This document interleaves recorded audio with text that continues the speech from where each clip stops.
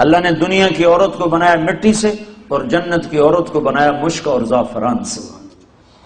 وہ سورج کو انگلی دکھائے تو سورج اس کے سامنے نظر نہیں آتا، وہ مردوں سے بات کرے تو مردے زندہ ہو جاتے ہیں، زندوں کو جھلک دکھائے ان کے کلیجے پھٹ جاتے ہیں، دوپٹہ ہوا میں لہرا دے ساری کائنات میں خوشبو پھیل جاتی ہے۔ لیکن ایمان والی مٹی والی عورت اگر تقوی اختیار کرے گی تو اس جنت کی حور سے 70,000 گنا زیادہ خوبصورت ہوگی۔ اللہ نے عورتوں کے حقوق رکھے ہیں، یہ ماں کی شکل میں ہو تو میرے نبی کا فرمان ہے کاش میری ماں زندہ ہوتی اور میں عشاء کی نماز کے مصلی پر ہوتا اور میں سورت فاتحہ شروع کر چکا ہوتا اور ادھر سے میری ماں مجھے کہتی بیٹا محمد، تو میں اس کی خاطر نماز توڑ دیتا اور میں کہتا جی اماں جان۔ ماں کا حق بتایا۔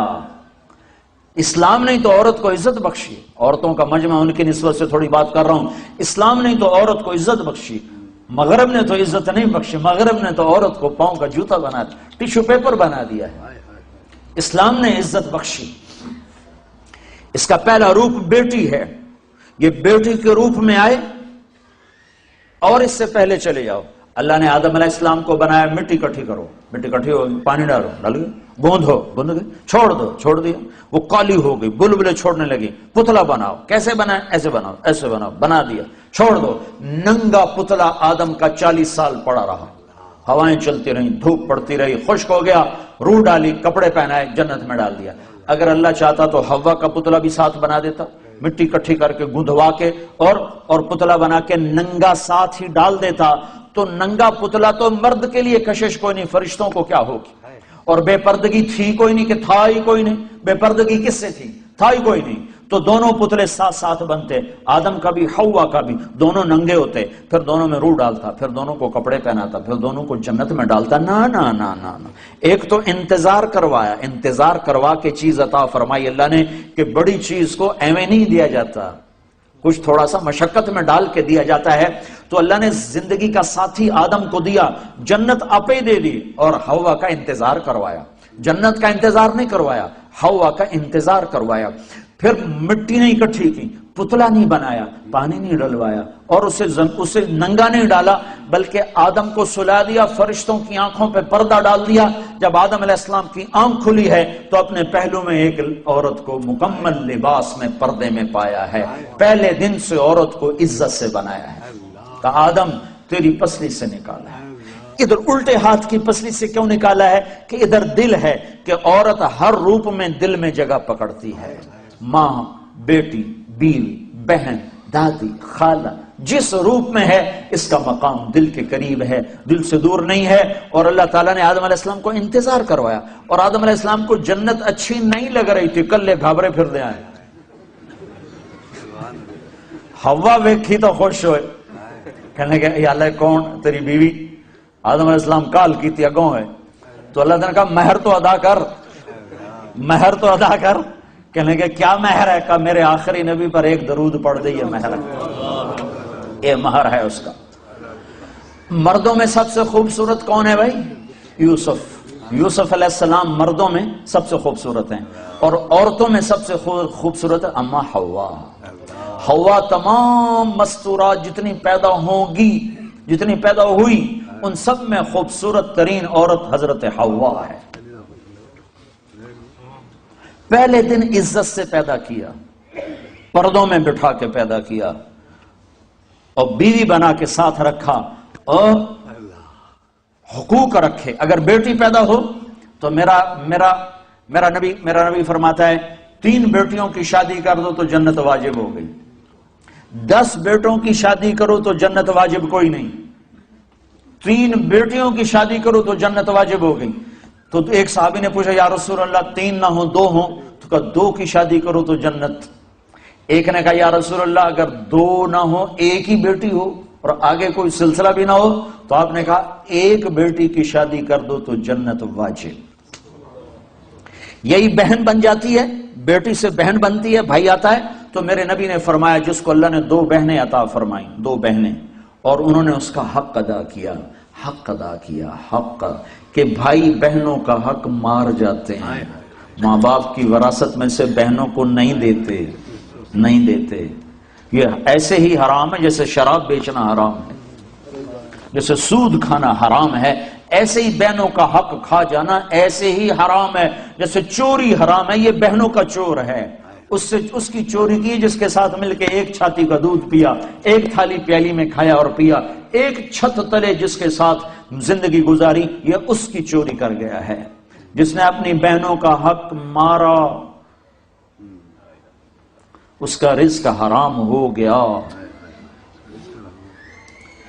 میں اپنے استاد صاحب کی خدمت میں جن سے میں نے تفسیر پڑھی، شہد لے کر گیا، 76-77 کی بات، برائمنڈ مرکز میں ہی مدرسہ ہے، مولانا جمشید صاحب۔ میں نے کہا حضرت یہ شہد لایا ہوں۔ کہاں سے لائے ہو؟ کہا جی میرے اپنے باغ کا ہے۔ میں نے کہا میں نے خود توڑا، باغ میں لگا تھا آم کا۔ میں نے کہا جی میرے اپنے باغ کا ہے۔ تو مجھ سے فرمایا تیرے باپ نے اپنی بہنوں کو زمین میں سے حصہ دیا تھا؟ ایک شہد کی بوتل اس وقت 10 روپے کی آ جاتی تھی۔ اور کتنا گہرا سوال کیا، یہ نہیں کہا ماشاءاللہ جزاک اللہ، یہ نہیں کہا تیرے باپ نے اپنی بہنوں کو زمین میں سے حصہ دیا تھا؟ اگر دیا تھا پھر تو یہ شہد حلال ہے، اور اگر نہیں دیا تھا تو سارا ہی حرام ہے، تو میں نہیں لوں گا، یہ مطلب تھا۔ ہاں بھائی تیرے ابا نے بہنوں کو زمینوں میں حصہ دیا تھا؟ میں نے کہا جی شکر ہے میرے ابا کی بہن ہی کوئی نہیں، ہوتی تو کوئی نہ دیتے، صرف 2 بھائی تھے، ساری جائیداد 2 بھائیوں کی، بہن تھی ہی نہیں ان کی۔ میں نے کہا اچھا تو تیرے دادا نے اپنی بہنوں کو زمین میں سے حصہ دیا تھا؟ میں کہا میں جمعہ ہی کوئی نہ ہوں، اس لیے میرے کو کی پوچھی جانا، میرے جمن تو پہلے دی گل نہ پوچھو میرے کو۔ تو پھر ہنس پڑے کہ اچھا ادھر رکھ دو۔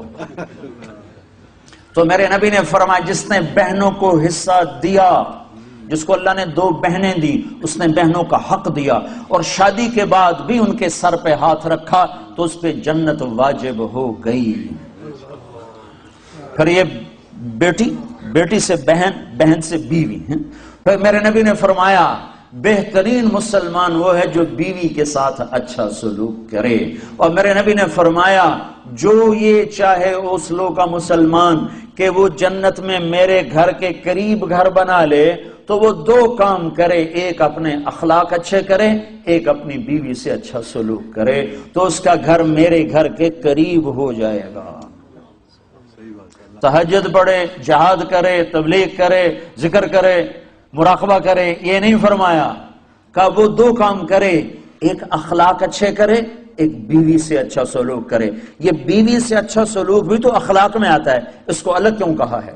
کہ بہت سے لوگ باہر بڑے اخلاق والے ہوتے ہیں اور گھر میں بیویوں کے ساتھ بڑے بدتمیز ہوتے ہیں، اور ہمارے ذمہ داروں میں عام ہے یہ حدیث۔ ایسے میں آنکھوں سے دیکھ رہا ہوں کہ میرا سارا خاندان، میرا معاشرہ جو ذمہ دار معاشرہ ہے، وہ باہر ڈیرے ڈار ہیں، ذمہ دار ہیں، اور بڑے سخی ہیں، بڑے مہمان نواز ہیں، لیکن گھر میں اتنے ہی بدتمیز ہیں۔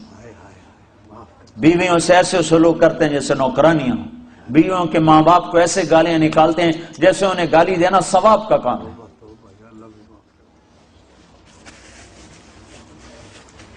تو اس لیے اس کو الگ ذکر کیا کہ جو یہ چاہے جنت میں میرے گھر کے قریب گھر بنائے۔ کون نہیں چاہتا؟ تم چاہتے ہو کہ نہیں چاہتے ہو؟ تو اللہ کے نبی نے کہا 2 کام کرو، ایک اخلاق اچھے کرو، ایک اپنی بیوی سے اچھا سلوک کرو۔ پھر بیویوں کو بھی سمجھایا، برابری، توازن قائم کیا ہے کہ اگر میری شریعت میں سجدہ ہوتا تو میں بیوی سے کہتا خامند کو سجدہ کرے۔ ایک عورت نے پوچھا یا رسول اللہ میری شادی ہو رہی ہے، میرے خامند کا میرے اوپر کیا حق ہوگا؟ تو آپ نے فرمایا تیرے خامند کے جسم پہ پھوڑے پڑ جائیں، پھوڑے ہو نکل آئیں، اور پھوڑوں میں پیپ پڑ جائے، اور تو زبان سے چاٹ چاٹ کے اس کے زخم صاف کرے، تو بھی تو نے خامند کا حق ادا نہیں کیا۔ لو ان المرأة صلت خمسها صامت شهرها حسنت فرجها اطاعت بالها دخلت من ای ابواب الجنت شاءت۔ میرے نبی نے فرمایا جس عورت نے 5 نمازیں پڑھی، رمضان کے روزے رکھے، خامند کی اطاعت کی اور بدکاری نہ کی، عزت میں خیانت نہ کی، تو جب وہ آئے گی تو جنت کے 8 دروازے کھل جائیں گے۔ اللہ فرمائے گا جدھر سے چاہ چلی جا، جنت تیرے لیے ساری حلال ہے۔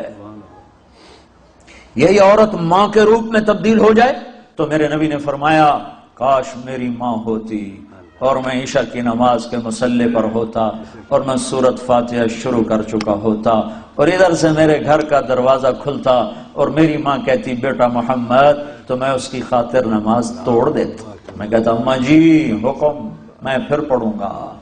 آپ نے فرمایا میں جنت میں گیا تو میں نے قرآن کی تلاوت سنی، میں نے پوچھا یہ کون تلاوت کر رہا ہے؟ مجھے کہا گیا یا رسول اللہ یہ حارثہ بن نعمان ہے۔ میں نے کہا حارثہ؟ وہ تو مدینے میں بیٹھا ہے، ابھی مرا تو نہیں ہے کہ جنت میں اس کی تلاوت گونجے؟ تو ان فرشتوں نے کہا یا رسول اللہ ماں کی ایسی خدمت کی ہے کہ اللہ نے خوش ہو کر حکم دیا ہے حارثہ جب قرآن پڑھے ساری جنت کو سناؤ۔ کذالکم البر کذالکم البر۔ میرے نبی نے کہا ماں باپ کی خدمت یہی ہوتی ہے، یہی ہوتی۔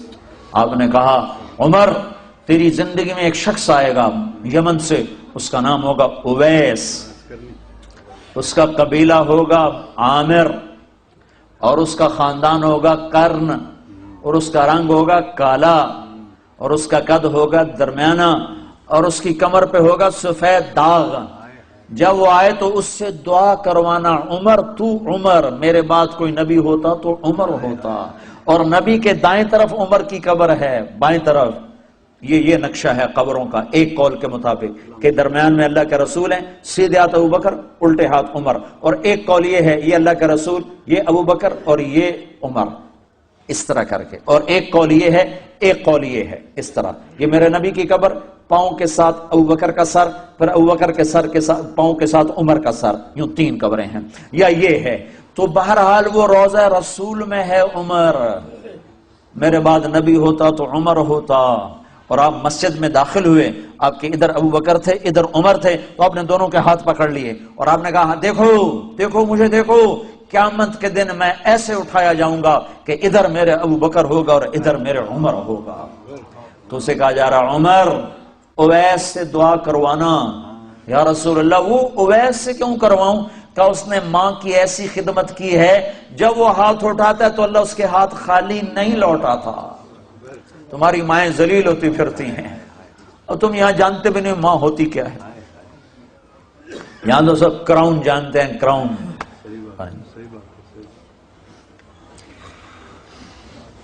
اللہ معاف کر دے۔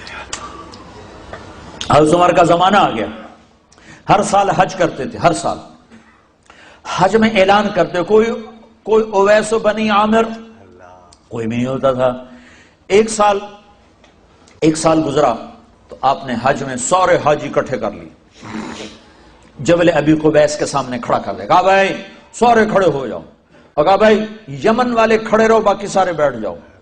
تو یمن والے کھڑے، ہاں بھائی سارے یمن والے بیٹھ جاؤ، بنو عامر کھڑے رہو، تو بنو عامر کھڑے ہو گئے۔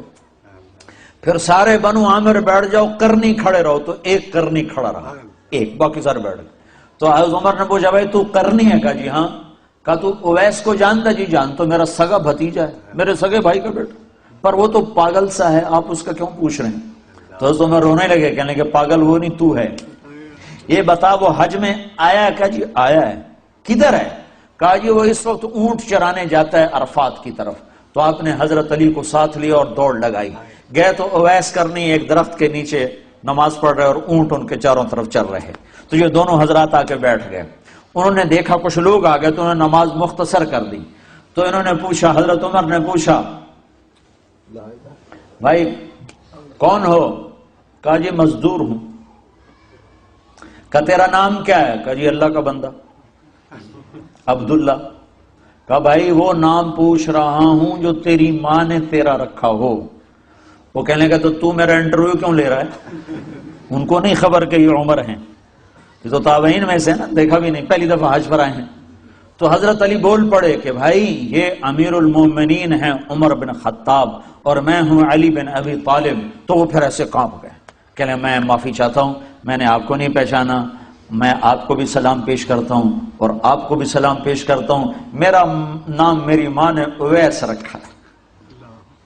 تو عمر نے کہا کپڑا ہٹاؤ اپنی کمر سے، تو ان سے کمر سے کپڑا ہٹایا تو سفید نشان تھا، تو کہا ہاتھ اٹھا اور ہم دونوں کے لیے دعا کر۔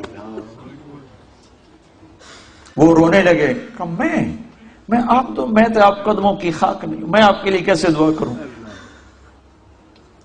کرنی پڑے گی. ہمارے نبی نے ہمیں کہا تھا کہ تیری ماں کی خدمت نے تجھے وہاں تک پہنچا دیا ہے کہ تو یوں کرتا ہے تو اللہ لبیک کہتا ہے.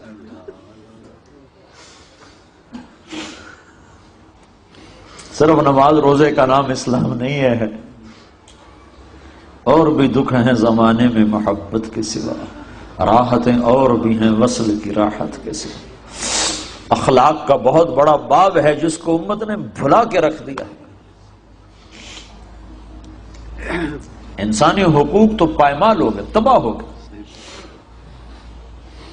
تو حضرت عمر نے دعا کروائی، پھر انہوں نے ہاتھ اٹھائے اور دعا کی ان کے لیے. یہ ماں ہے